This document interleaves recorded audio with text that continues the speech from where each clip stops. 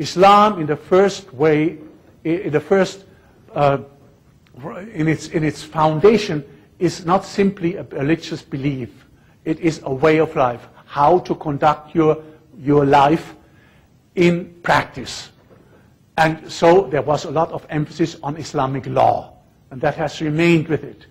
God was seen as the lawgiver who gave the basic laws in the Quran, but the Quran was not exhaustive, did not apply to all human situations. Other situations had developed. The second source was the Sunnah, the example of the Prophet and the early community, and how they had lived their life, and how one's own life had to be in emulation of Muhammad's practice and that of his early followers. That became a second pillar on which the way of life of Islam was built through its law. Then there came what Islam has, and that's a very important point that is often overlooked.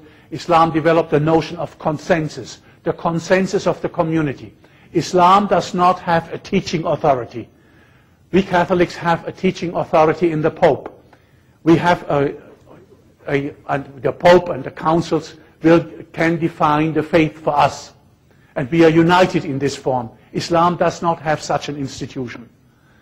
But it has a consensus of the community, namely that with time, through practice, a particular way of life had worked itself out on the basis of the preachings of the Quran and the model of the Sunnah, the model of the custom of Muhammad and his followers.